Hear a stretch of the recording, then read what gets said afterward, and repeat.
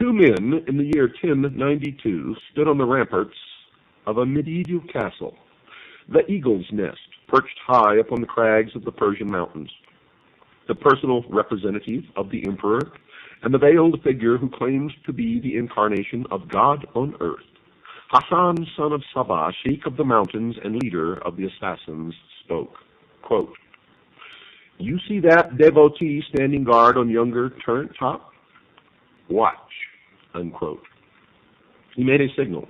Instantly, the white-robed figure threw up his hands in salutation and cast himself 2,000 feet into the foaming torrent which surrounded the fortress. "I have 70,000 men and women throughout Asia, and each of them ready to do my bidding. Can your master, Malik Shah, say the same? And he asked me to surrender to his sovereignty? This is your answer. Go." Now, such a scene may be worthy of the most exaggerated of horror films, and yet it took place in historical fact.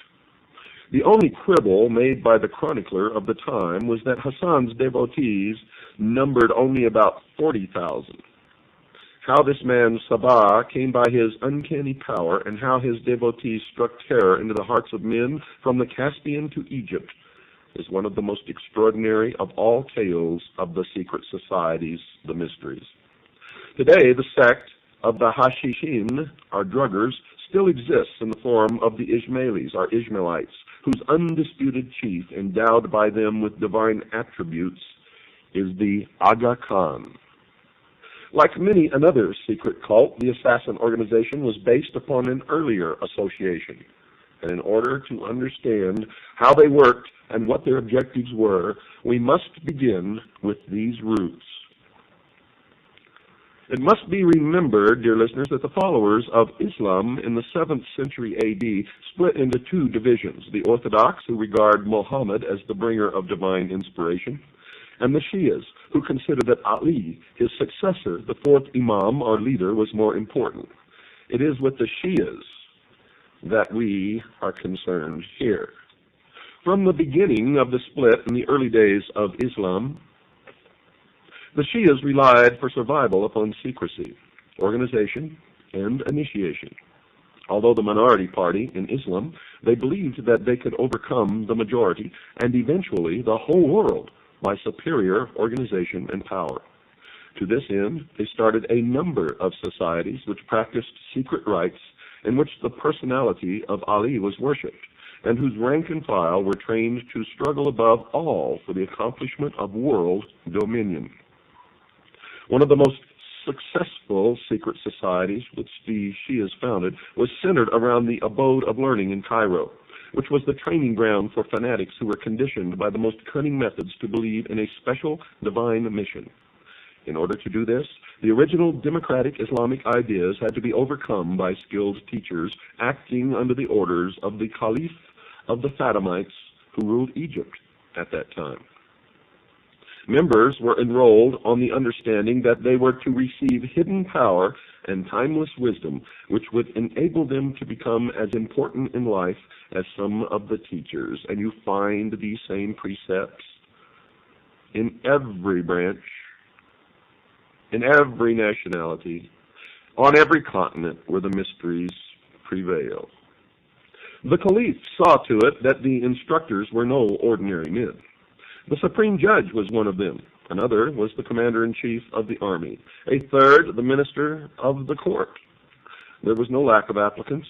In any country where the highest officials of the realm formed a body of teachers, one would find the same thing.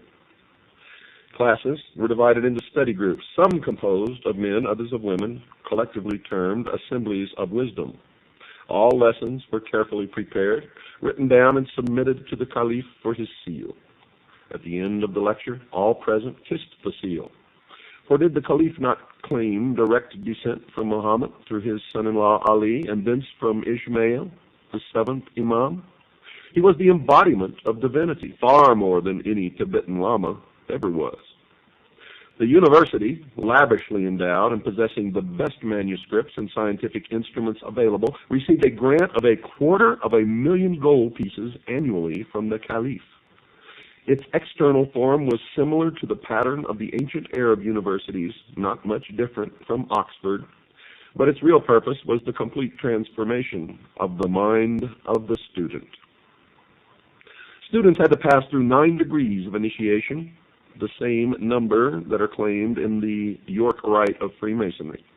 In the first, the teachers threw their pupils into a state of doubt about all conventional ideas, religious and political. They used false analogy and every other device of argument to make the aspirant believe that what he had been taught by his previous mentors was prejudiced and capable of being challenged.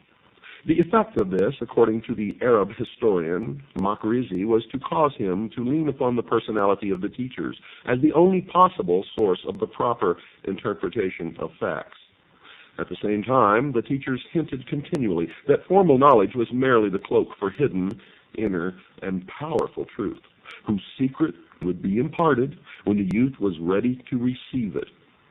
None ever questioned why no secret was ever put forth.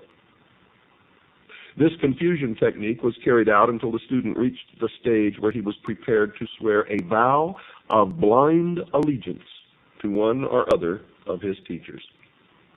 This oath, together with certain secret signs, was administered in due course, and the candidate awarded the first degree of initiation. The second degree took the form of initiation into the fact that the imams, the successors of Muhammad, were the true and only sources of secret knowledge and power.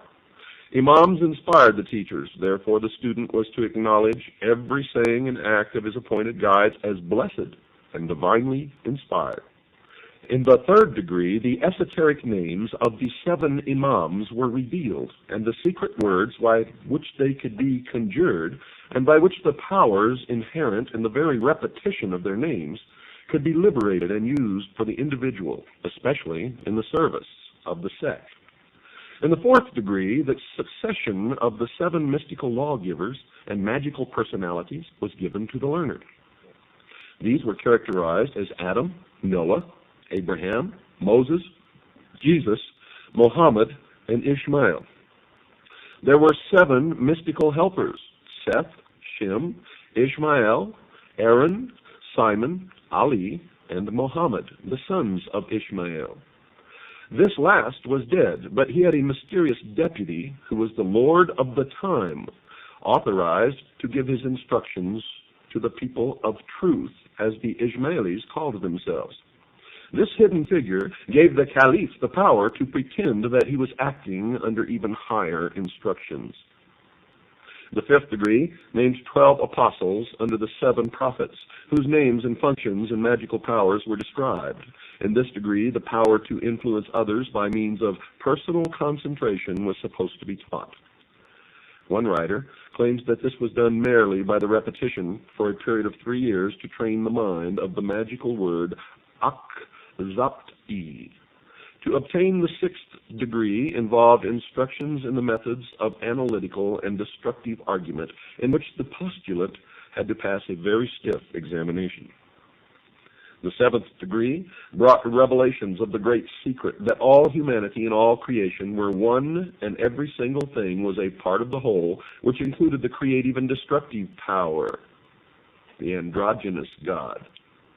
But as an Ismaili, the individual could make use of the power which was ready to be awakened within him and overcome those who knew nothing of the immense potential of the rest of humanity. This power came through the aid of the mysterious power called the Lord of the Time. To qualify for the 8th degree, the aspirant had to believe that all religion, philosophy, and the like were fraudulent. All that mattered was the individual, who could attain fulfillment only through servitude to the greatest developed power, the Imam. The 9th and last degree brought the revelation of the secret that there was no such thing as belief. All that mattered was action, and the only possessor of the reasons for carrying out any action was the chief of the sect. As a secret society, the organization of the Ismailis, as outlined above, was undoubtedly powerful and seemed likely to produce a large number of devotees who would blindly obey the orders of whomever was in control of the edifice. But As with many other bodies of this kind, there were severe limitations from the point of view of effectiveness. Perhaps the phase of revolt or subversion planned by the society did not in the end get underway. Perhaps it was not intended to work by any other means than training the individual. Be that as it may, its real success extended abroad only to Baghdad in 1058, where a member gained temporary control of Baghdad and coined money in the Egyptian caliph's name. Now this sultan was slain by the Turks, who now entered the picture, and the Cairo headquarters was also threatened. By 1123, the society was closed down by the vizier Afdal. The rise of Turkish power seemed to have discouraged the expansionist Cairo sect so strongly that they almost faded out, and very little is heard of them after that date. It was left to Hasan, son of Sabah, the old man of the mountains, to perfect the system of the alien secret society and found an organization which has endured for another 1,000 years. Who was Hasan? Well, he was the son of a Shia, Ali worshipper, in Khorasan, a most bigoted man who claimed that his ancestors were Arabs from Kufa. Now, this assumption was probably due to the fact that such a lineage bolstered up claims to religious importance then as now among Muslims. You see, the people of the neighborhood, many of them also Shias, stated very decisively that this Ali was a Persian, and so were his forebears. So it is generally thought that this is the truer version. As the governor of the province was an Orthodox Muslim, Ali spared no efforts to assume the same guise. Now this is considered to be completely permissible, the doctrine of intelligent dissimulation. As there was some doubt as to his reliability in the religious sense, he retired into a monastic retreat and sent his son Hasan to an Orthodox school. This school was no ordinary one. It was a circle of disciples presided over by the redoubtable Imam Muwafiq, about whom it was said that every individual who enrolled under him eventually rose to great power. It was here that Hasan met Omar Khayyam, the tent-maker poet and astronomer, later to be the poet laureate of Persia. Another of his schoolmates was Nizam al-Mulk, who rose from peasanthood to become prime minister. These three made a pact, according to Nizam's autobiography, whereby whichever one rose to high office first would help the others. And that tenet has survived to this day. It is how their own infiltrate all levels of society, military, and government, and then pull their brothers up into positions below them. It is the method for infiltrating and controlling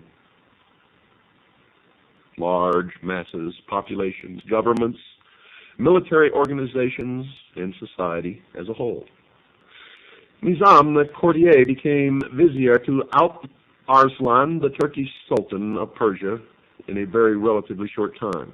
He helped Omar in accordance with his vow and secured him a pension, which gave him a life of ease and indulgence in his beloved Nishapur, where many of his rubaiyat coins were written. Meanwhile, Hasan remained in obscurity, wandering through the Middle East, waiting for his chance to attain the power which he had dreamed. Arslan, the lion, died and was succeeded by Malik Shah. Suddenly, Hasan presented himself to Nizam, demanding to be given a place at court. Delighted to fulfill his childhood vow, the vizier obtained for him a favored place and relates what transpired thus in his autobiography. Quote, I had him made a minister by my strong and extravagant recommendations. Like his father, however, he proved to be a fraud, hypocrite, and a self-seeking villain. He was so clever at dissimulation that he appeared to be pious when he was not, and before long he had somehow completely captured the mind of the Shah, unquote. Now, Malik Shah was young, and Hasan was trained in the Shia art of winning people over by apparent honesty. which means it has the appearance or the look of honesty, but truly is not. Just as the notice of apparent violations sent by the FCC. But Nizam was still the most important man of the realm, with an impressive record of honest dealing and achievements. Hasan decided to eliminate him.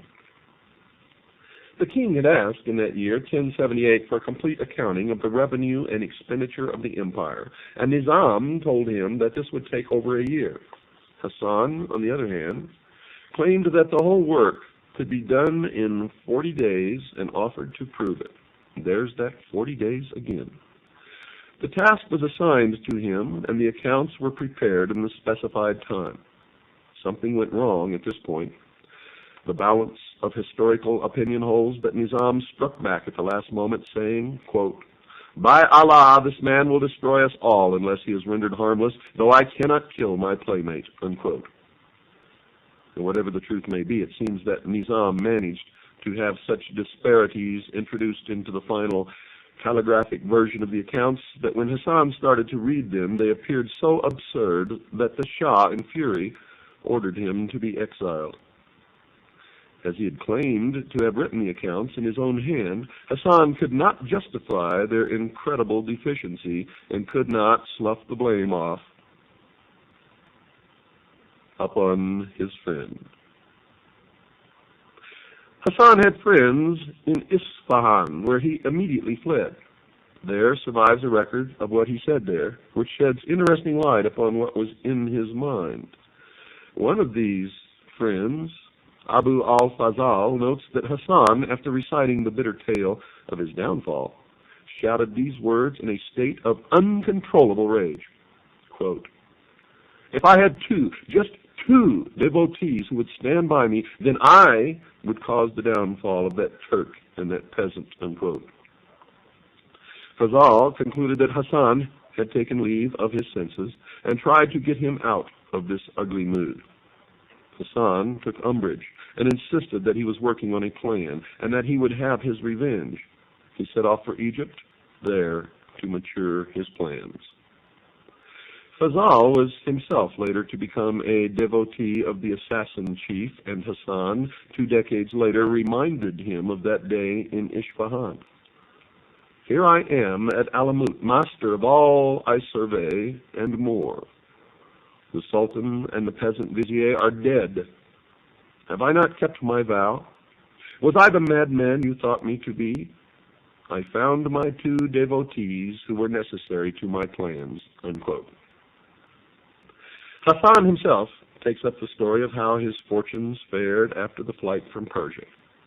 He had been brought up in the secret doctrines of Ismailism, the Arab branch of the mysteries, and recognized the possibilities of power inherent in such a system. He knew that in Cairo there was a powerful nucleus of the society, and if we are to believe the words of Fazal, he already had a plan whereby he could turn their followers into disciplined, devoted fanatics willing to die for a leader. What was this plan? Well, he had decided that it was not enough to promise paradise, fulfillment, eternal joy to people. He would actually show it to them. Show it in the form of an artificial paradise where houris played and fountains gushed, sweet-scented waters where every sensual wish was granted, amid beautiful flowers and gilded pavilions. And this, dear listeners, is what he eventually did. Hasan chose a hidden valley for the site of his paradise, described by Marco Polo, who passed this way in 1271. Quote, "In a beautiful valley enclosed between 2 lofty mountains, he had formed a luxurious garden stored with every delicious fruit and every fragrant shrub that could be procured. Palaces of various sizes and forms were erected in different parts of the grounds, ornamented with works of gold, with paintings, and with furniture of rich silks. By means of small conduits contained in these buildings, streams of wine, milk, honey, and some of pure water were seen to flow in every direction. The inhabitants of these places were elegant and beautiful damsels, accomplished in the arts of singing, playing upon all sorts of musical instruments, dancing, and especially those of dalliance and amorous allurement. Clothed in rich dresses, they were seen continually sporting and amusing themselves in the garden and pavilions, their female guardians being confined within doors and never allowed to appear. The object which the chief had in view in forming a garden of this fascinating kind was simply this: that Mohammed, having promised to those who should obey his will the enjoyments of paradise, where every species of sensual gratification should be found in the society of beautiful nymphs, he was desirous of it being understood by his followers that he also was a prophet and a compeer of Muhammad, and had the power of admitting to paradise such as he and he alone should choose to favor. In that order, and in order that none without his license should find their way into this delicious valley, he caused a strong and inexpugnable castle to be erected at the opening to it, through which the entry was by a secret passage, and thus the legend of Shambhala, or the paradise in the mountains, a valley of lush greenery, unending fruits, fair, beautiful maidens. Thus the legend began. Hasan began to attract young men from the surrounding countryside between the ages of 12 and 20, particularly those whom he marked out as possible material for the production of killers. And every day he held court, a reception at which he spoke of the delights of paradise, and at certain times he caused draughts of a soporific nature to be administered to 10 or sometimes a dozen youths. And when half dead with sleep, drugged out of their minds, he had them conveyed to the several places and apartments of the garden.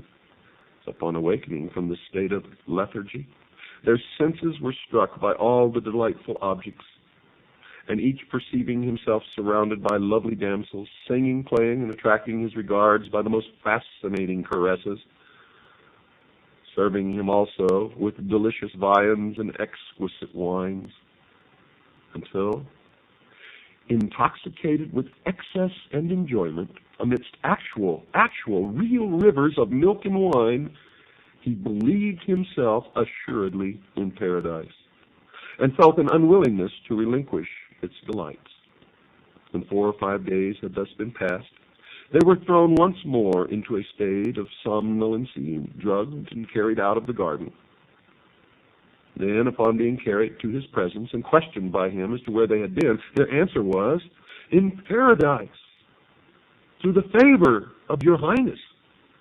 And then, before the whole court, who listened to them with eager astonishment and curiosity, they gave a circumstantial account of the scenes to which they had been witnesses.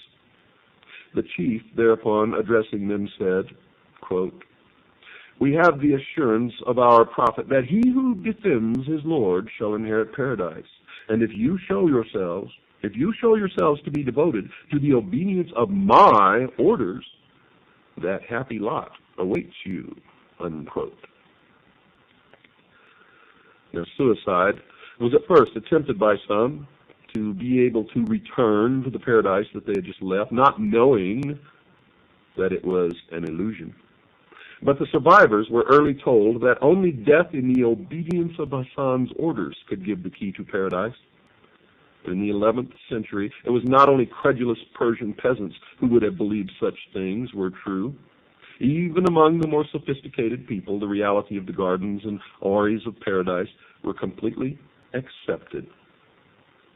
True, a good many Sufis preached that the garden was allegorical, but that still left more than a few people who believed that they could trust the evidence of their senses. The Ancient Art of Imposture by Abdul Rahman of Damascus gives away another trick of Hasan's. You see, he had a deep, narrow pit sunk into the floor of his audience chamber. One of his disciples stood in this in such a way that his head and neck alone were visible above the floor. And around the neck was placed a circular dish in 2 pieces which fitted together, with a hole in the middle. and this gave the impression that there was a severed head on a metal plate standing on the floor. Now, in order to make the scene more plausible, if that is the word, Hasan had some fresh blood poured around the head on the plate. Then the recruits were brought in, the initiates. "Tell them," commanded the chief, "what thou hast seen." Then the disciple, appearing as a head on the plate, described the delights of paradise. Quote, "You have seen the head of a man who died, whom you all knew. I have reanimated him to speak with his own tongue," unquote. And then he would really sever treacherously the man's head in real earnest, and stuck for some time somewhere that the faithful would see it. And the effect of this conjuring trick, plus murder, increased the enthusiasm for martyrdom to the required degree, and gave him unbelievable control over his flock. There are many documented instances of the recklessness of the Fidain, devotees of the Ismailis, one witness being a Westerner who was treated a century later to a similar spectacle to that which had appalled the envoy of Malik Shah. But we've got to take a break first, folks. Don't go away. I'll be right back after this very short pause. Henry, Count of Champagne, reports that he was traveling in 1194 through Ismaili territory. Quote, "The chief sent some persons to salute him and beg that on his return he would stop at and partake of the hospitality of the castle. The count accepted the invitation. As he returned, the Dai el-Kibir, our great missionary, advanced to meet him, showed him every mark of honor, and let him view his castle and fortresses. Having passed through several, they came at length to one of the towers, which rose to an exceeding height. On each tower stood 2 sentinels clad in white. 'These,' said the chief, pointing to them, 'obey me far better than the subjects of your Christians obey their lords.' And at a given signal, 2 of them flung themselves down and were dashed to pieces.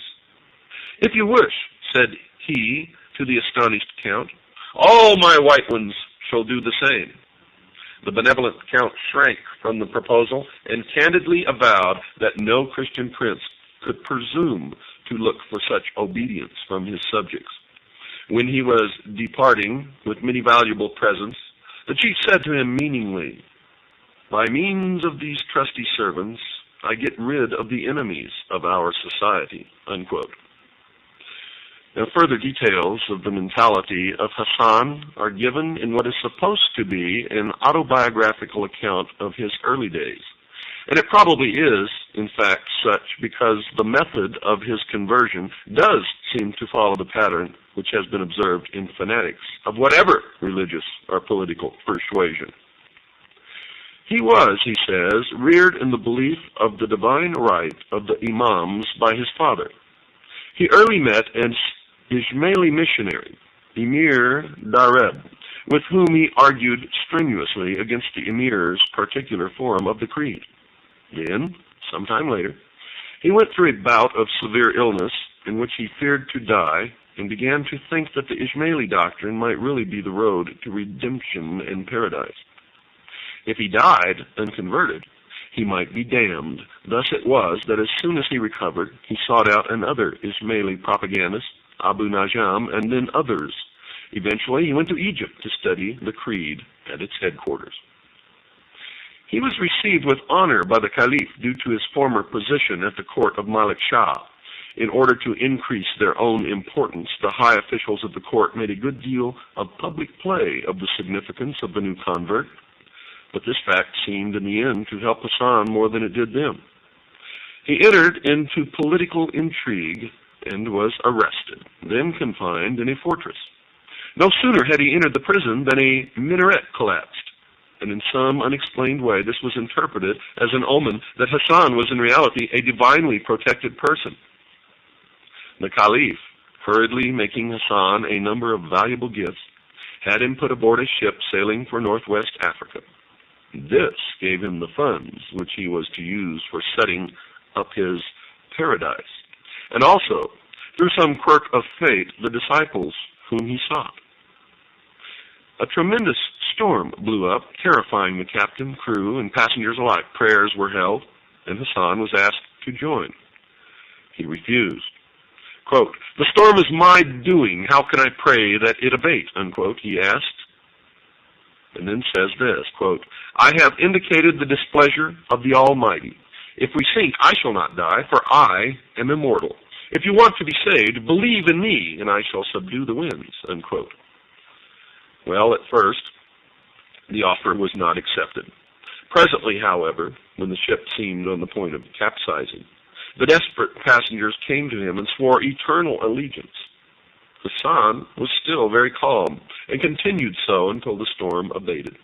The ship was then driven on to the seacoast of Syria, where Hasan disembarked together with two of the merchant passengers who became his first real disciples. Hasan was not yet ready for the fulfillment of his destiny as he saw it for the time being. He was traveling under the guise of a missionary of the Caliph in Cairo. From Aleppo, he went to Baghdad, seeking a headquarters where he should be safe from interference and where he yet could become powerful enough to expand. Into Persia, the road led him, traveling through the country, making converts to his ideas, which were still apparently strongly based upon the secret doctrines of the Egyptian Ismailis. Everywhere, he created a really devoted disciple, Arfidei. He bade him stay and tried to enlarge the circle of his followers. These circles became hatching grounds for the production of self-sacrificers, the initiates, who were drawn from the ranks of the most promising ordinary converts. Thus it was that miniature training centers, modeled upon the abode of learning, were in being within a very few months of his return to his homeland. During his travels, a trusted lieutenant, one Hussein Kahini, reported that the Iraqi district where the fortress of Al-Umat was situated seemed to be an ideal place for proselytism. Most of the ordinary people of that place, in fact, had been persuaded into the Ismaili way of thinking. The only obstacle was the government. Ali Mahdi, who looked upon the Caliph of Baghdad as his spiritual and temporal lord. The first converts were expelled from the country. But before many months, however, there were so many Ismailis among the populace that the governor was compelled to allow them to return. Hasan, though he would not brook, would not allow him. The prospective owner of Alamut decided to try a trick. He offered the governor 3,000 pieces of gold for the amount of land which could be encompassed by the hide of an ox. When Mahdi agreed to such a sale, Hasan produced a skin, cut it into the thinnest possible thongs, and joined them together to form a string which encompassed the castle of Alamut. Although the governor refused to honor any such bargain, Hasan produced an order from a very highly placed official of the Seljuk rulers, ordering that the fortress be handed over to Hasan for 3,000 gold pieces. Well, it turned out that this official was himself a secret follower of the Sheikh of the mountain. The year was AD 1090. Hasan was now ready for the next part of his plan. He attacked and routed the troops of the emir who had been placed in the governorship of the province and wielded the people of the surrounding districts into a firm band of diligent and trustworthy workers and soldiers answerable to him and him alone. Within 2 years, the vizier Nazim al-Mulk had been stabbed to the heart by an assassin sent by Hasan, and the emperor Malik Shah, who dared to send troops against him, died in grave suspicion of poison. Hasan's revenge upon his class fellow was to make him the very first target of his reign of terror. You see, with the king's death, the whole realm was split up into warring factions. For long, the assassins alone retained their cohesion. In under a decade, they had made themselves masters of all Persian Iraq and of many forts throughout the empire. This they did by forays, direct attack, the poisoned dagger, and in any other manner which seemed expedient. Indeed, the ends always justified the means. The Orthodox religious leaders pronounced one interdict after another against their doctrines, all to no effect. By now, the entire loyalty of the Ismailis under him had been transferred from the Caliph to the personality of the Sheikh of the mountain, who became the terror of every prince in that part of Asia, the Crusader chiefs included. Despite and despising fatigues, dangers, and tortures, the assassins joyfully gave their lives whenever it pleased the great master, who required them either to protect himself or to carry out his mandates of death.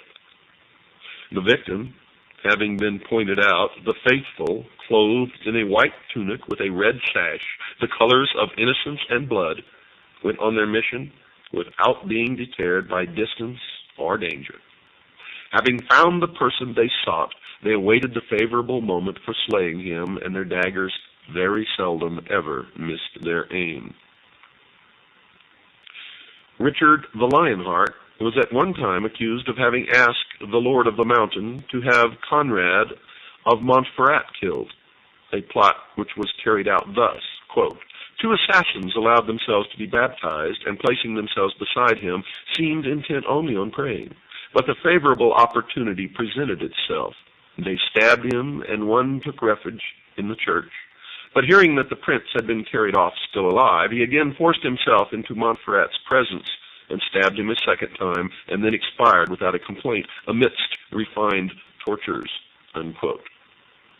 You see, the method of controlling men's minds that Hasan had perfected was extremely effective and powerful. And not even one incident of one of his followers failing to carry out his orders exactly can be found.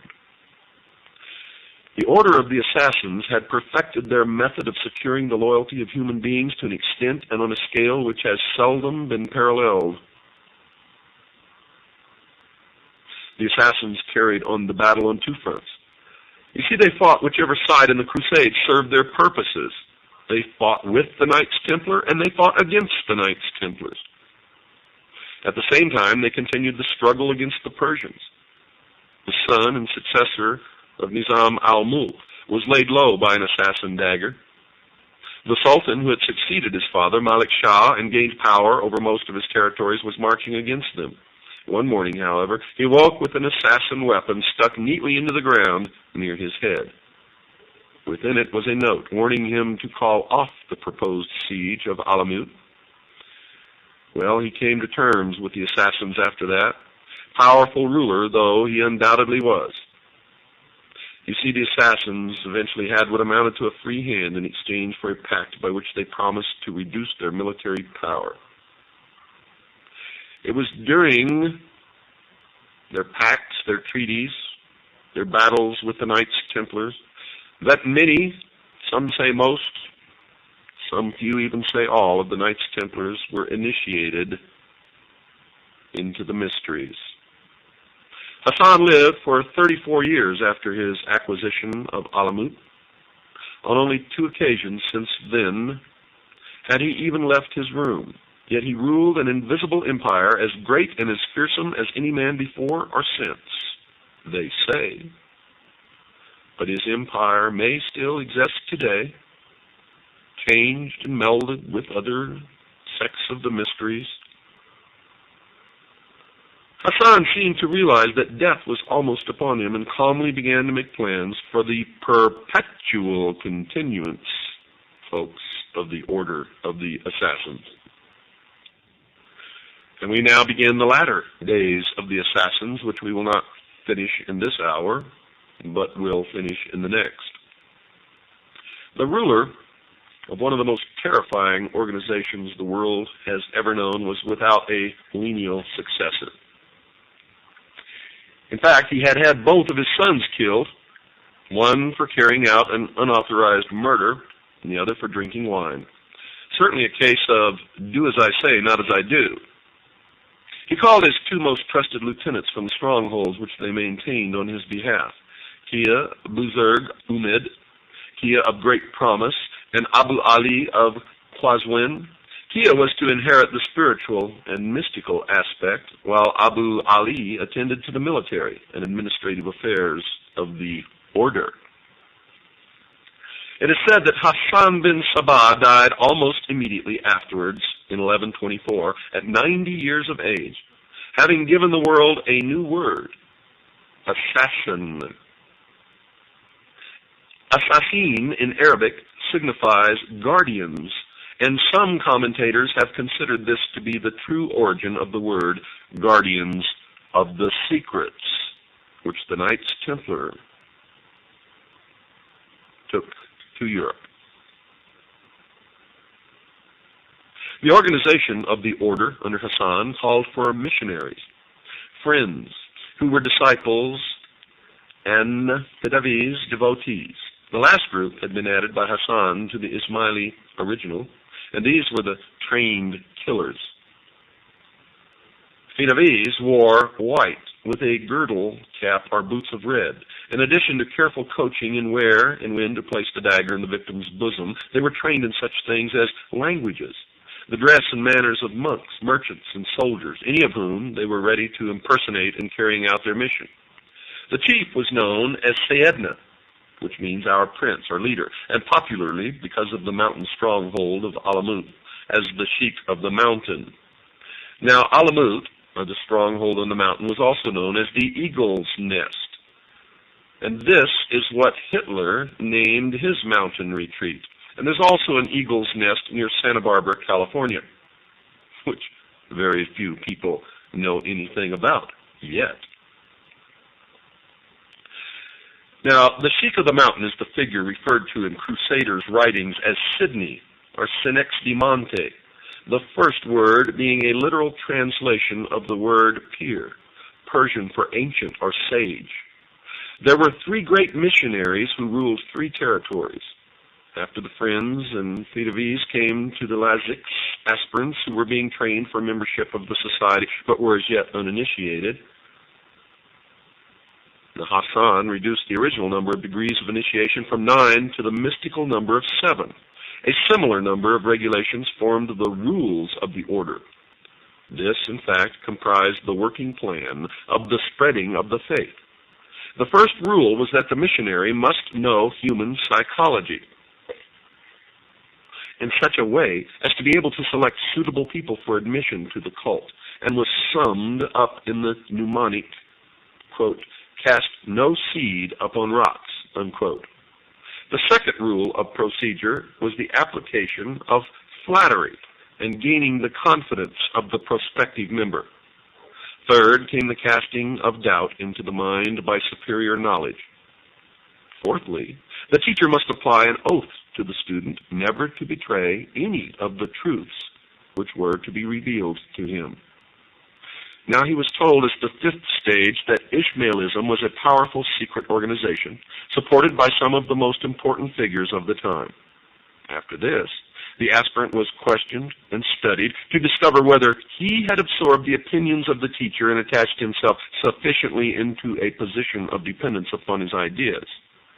And at this stage, he was asked to meditate upon the meaning of the reported saying of the prophet that, quote, paradise lies in the shadow of swords, unquote. In the final degree, many difficult passages of the Quran were explained in terms of allegory. How is it that the rules of this extraordinarily successful order are known in such detail? Well, it so happened that when the Mongols eventually overthrew Alamut by force of arms, their chief, Halaku, meaning destruction, Khan, asked his chief minister to examine their library. This most learned man, father of kings, Jawani, later wrote a careful book in which he detailed the organization of the assassins, whose name he attributed to the use of the drug hashish, which they were said to use in stupefying candidates for the ephemeral visit to paradise. It is possible that recruits were made in another way than by selecting gullible, fully grown youths. Legend has it that Hasan, once master of Alamut, used to buy unwanted children from their parents and train them in implicit obedience and with the sole desire to die in his service. Buzurg Umid, meaning great promise, the second Grand Master is still used today, folks, maintained the power of the assassins on much the same pattern, building new forts, gaining fresh converts, terrorizing those whom he did not want to have killed, and using them to further his design of world conquest. Sultan Sanjar of Persia, in spite of several expeditions against the Viper's Nest, as Al-Yamat was now being called, could do little about him. Viper's Nest was the term given by the assassin's enemies. The assassins themselves called it the Eagle's Nest. Ambassadors on each side were slain. A notable religious leader was captured by the assassins, given a mock trial, and flung into a furnace. The Grand Master, at this time, seldom put on the field more than 2,000 men at a time. But it must be remembered that they were killers, acting under an iron discipline, and more than a match for any organized army that they might ever have to face. Now the order began to spread in Syria, where the continued contact with the Crusaders was established. The warriors of the cross were in fairly effective control of an area extending from the Egyptian border to Armenia in the north. Bahram, a Persian leader of the assassin cult from Astrabad, gained control of a mighty fortress in Syria in the region known as the Valley of Demons, Wadi al-Jan, and from there spread out from one fort to another. The Grand Prior, Bahram, now moved to an even more substantial fortified place, Masyat. Bahram's successor, Ismail, the lash-bearer, planted a trained devotee on the saintly vizier of Baghdad, into whose confidence he worked his way to such an extent that this assassin, now called the Father of Trust, was actually made Grand Judge of Baghdad. The Crusaders had by now been about 30 years in the Holy Land, and the assassins decided that they could usefully form an alliance with them aimed against Baghdad. A secret treaty was therefore made between the Grand Master and Baldwin II, King of Jerusalem, whereby the Ismaili Grand Judge would have opened the gates of Baghdad treacherously to the Crusaders if the fortified city of Tyre were handed over to the assassins for their part in the transaction. Well, as with most plans, something went wrong. The judge had ordered an underling to open the city gates. This service had told the military commander of Damascus, who lost no time in killing the man, the vizier, and 6,000 people believed to be secret assassins within the city.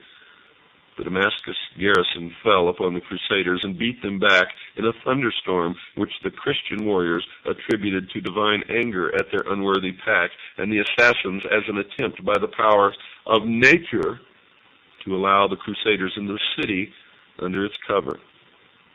Meanwhile, the Grand Master was indulging in an orgy of destruction of individual rulers who opposed his creed. The list is interminable, but this is a fair example. Quote, "The celebrated Aksunkur, Prince of Mosul, was a warrior equally dreaded by the Christians and the assassins. As this prince, on his return from Ma'ara Masrin, where the Muslim and Christian hosts had parted without venturing to engage, entered the mosque at Mosul to perform his devotions. He was attacked at the moment when he was about to take his usual seat by not one, but 8 assassins, disguised as dervishes. 3 of them fell below the blows of the valiant emir, but ere his people could come to his aid, he had received his death wound and expired." Unquote. The fanaticism which inspired the killers was shared, it seemed, by other members of their families, who had been thoroughly trained in the bloody creed. For the historian Kamal el-Din relates, on this occasion, when the mother of one of the youths who attempted Aksunkur's life heard that he had been slain, she painted her face and donned the gayest raiment and ornaments, rejoicing that her son had been found worthy to die the glorious death of a martyr in the cause of the Imam. But when she saw him return alive and unscathed, she cut off her hair, and blackened her countenance and would not be comforted. Things thus continued for the 14 years and a quarter of the second Grand Master's rule, when he died to nominate his son, Kia Muhammad, as his successor. Under Muhammad, the killings continued. A part of the seacoast of Palestine came into assassin hands, and the cult leaders reaffirmed their overly belief in Orthodox Islam. In public, Ismailis were ordinary Muslims. The secret doctrine of the divinely guided leader was not to be discussed with the uninitiated. Don't miss tomorrow night's show. Good night, and God bless each and every one of you.